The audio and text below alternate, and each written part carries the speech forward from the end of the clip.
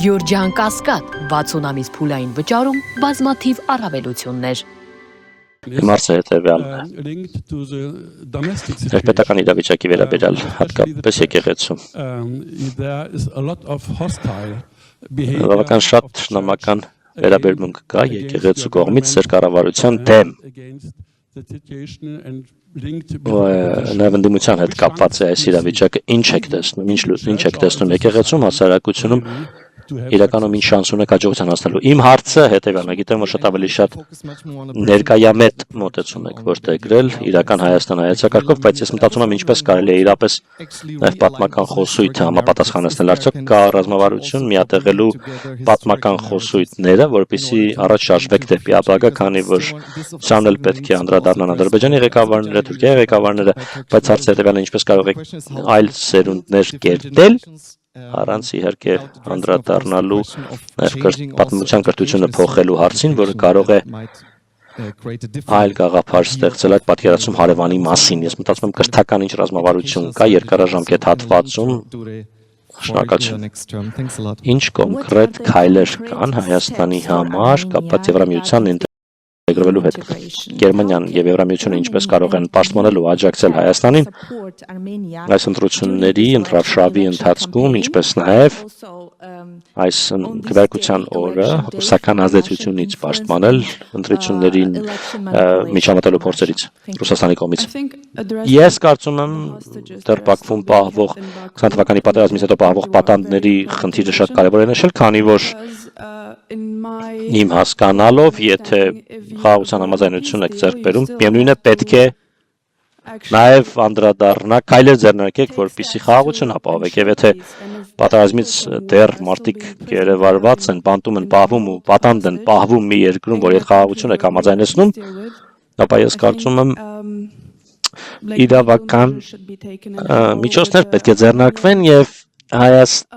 ինչպես ասեմ, Հայաստանի լավ, ես կարծում եմ, որ այդքանով սահմանափակվեմ։ Խոսքը ձեզ վերադարձամ։ Շնորհակալություն, ես կսկսեմ մեր մասից ու ռազմավարությունից դեպի Եվրոպական միություն եւ Վրաստանի դիտանկյունից։ Գիտեք, մեր օրակարգի գլխավերևում, Եվրամիության հետ կապված օրակարգի գլխավերևում դրված է Վրաստանի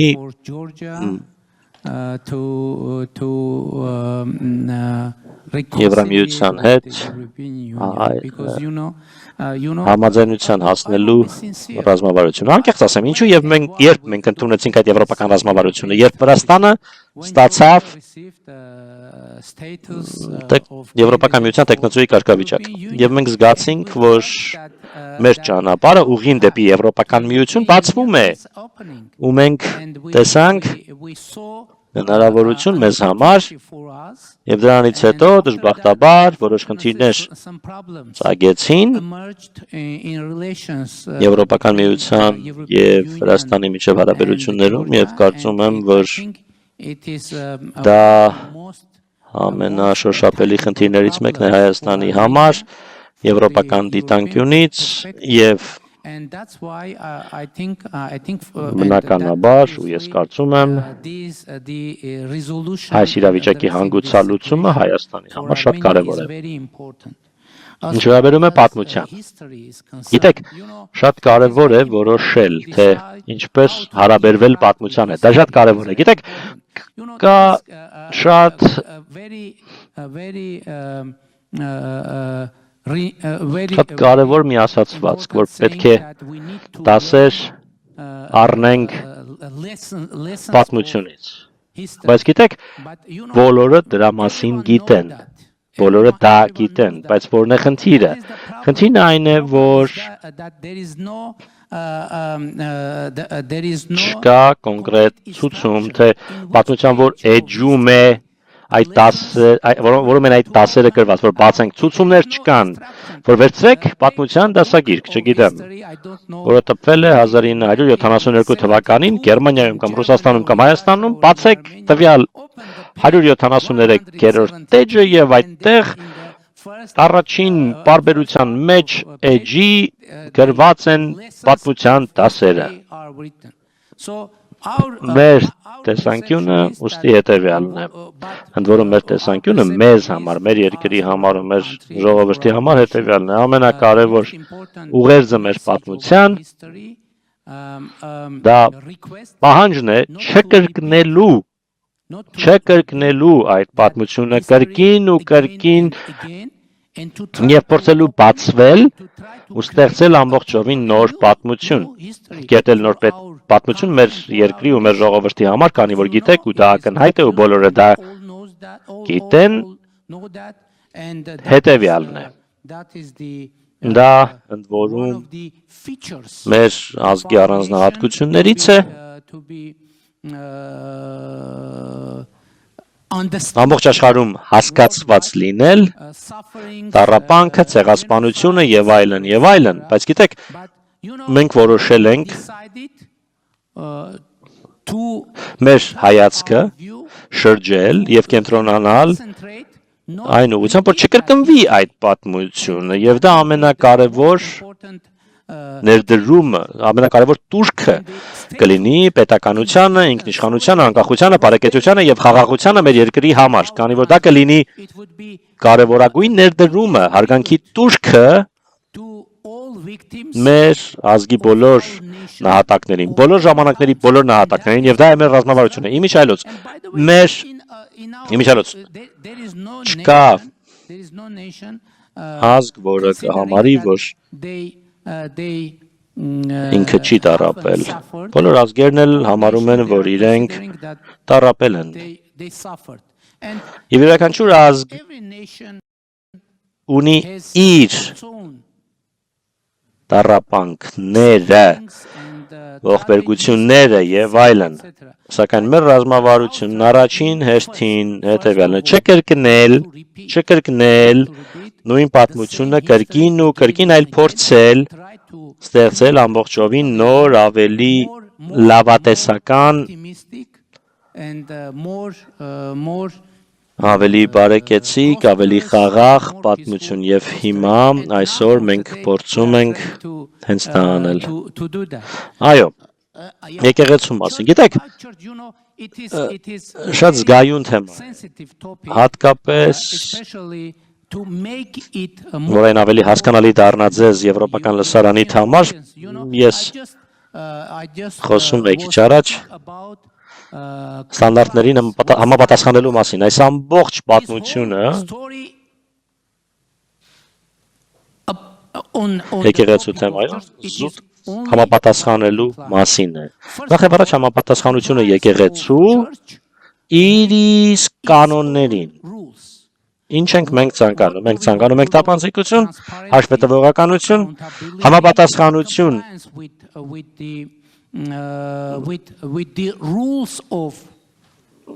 Այսինքն առաքելական եկեղեցու կանոններին, ի նկատի ունեմ համապատասխանությունը եկեղեցականների, հոգևորականների եւ այլն, քանի որ չհամապատասխանելու իրավիճակը հոգևորականներին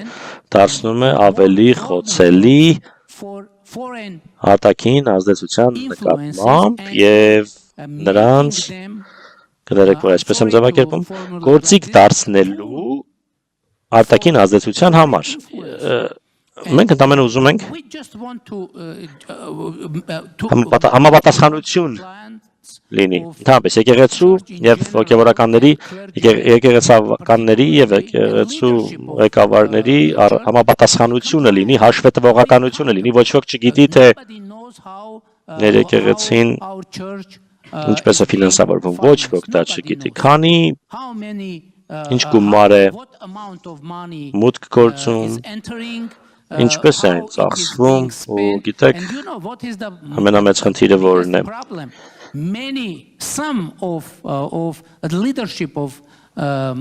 հոգևորականների ղեկավարներից ոմանք ապրում են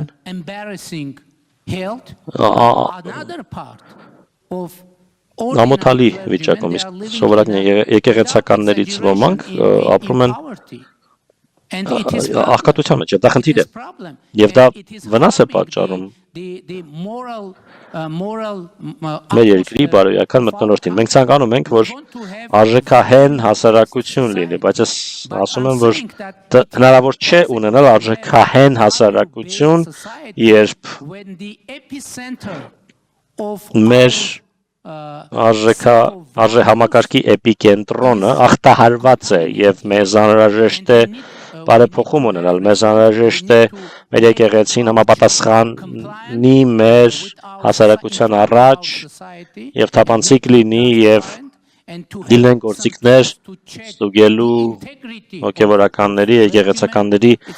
բարեվարկությունը եւ այլն ու կարծում եմ մեր օրակարգը ամբողջովին թափանցիկ է առանց ինչ-որ թաքնված կամ ծպտյալ օրակարգերի։ Ոմանք ասում են, թե կառավարությունն ու վարչապետը գործում են ընդդեմ հայաստանյան առաքելական եկեղեցու։ Դա անհնար է, գիտեք, որովհետև ես հետևորդ եմ, ես հավատացյալ եմ հայաստանյան առաքելական եկեղեցու։ Ես Իսուս Քրիստոսի հավատացյալ եմ, ես հետևորդ եմ Իսուս Քրիստոսի։ Վերջերս ես հայտարարեցի, որ Իսուս Քրիստոսը իմ սիրտն է։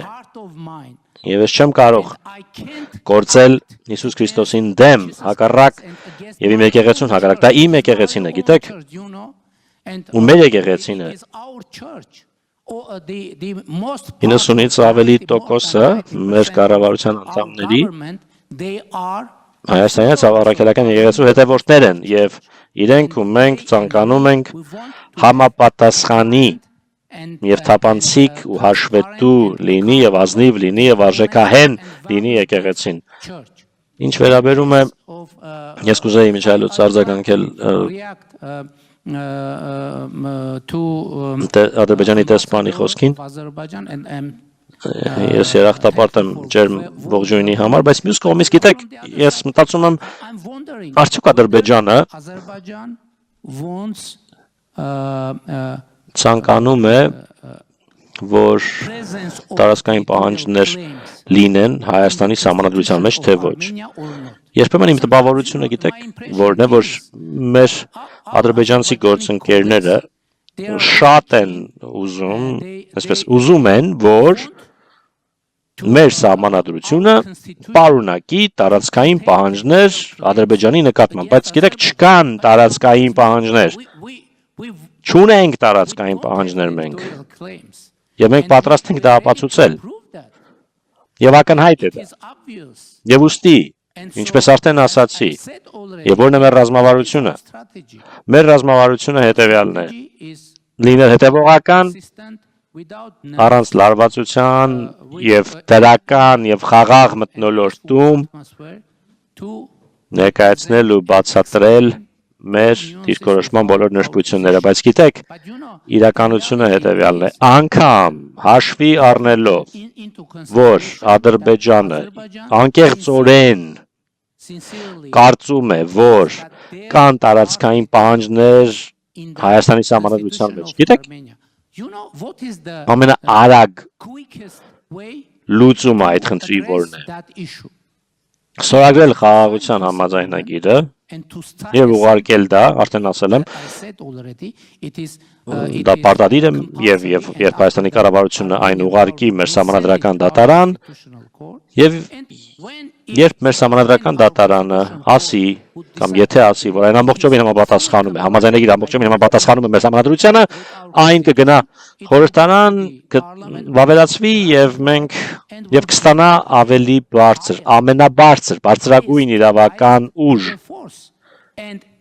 Եվ այդ պարագայում չեն լինի տեսականորեն, գործնականորեն չեն լինի եւ չեն կարող լինել որևէ տարածքային պահանջներ Ադրբեջանի կողմից Հայաստանի նկատմամբ, Հայաստանի կողմից Ադրբեջանի նկատմամբ, բայց եթե մեր սահմանադրական դատարանը որոշի, որ համաձայնագիրը չի համապատասխանում մեր սահմանադրությանը, ես արդեն ասել եմ եւ իմ պարտավորությունն է դա, մեր պարտավորությունն է նախաձեռնել սահմանադրական փոփոխություններ եւ դա է մեր դիրքորոշումը եւ մեկ հարց էլ կար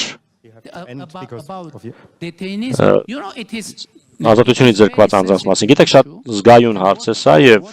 մեր դիրքորոշումը որն է։ Մեր դիրքորոշումը հետեւյալն է, որ այս խնդիրը կհասցեագրվի ավելի հեշտորեն համագործակցության եւ խաղաղության մթնոլորտում, քան հակամարտության մթնոլորտում։ Հակամարտության մթնոլորտում հնարավոր չէ, տարբերակ չկա հասցեագրելու այս խնդիրը։ Սակայն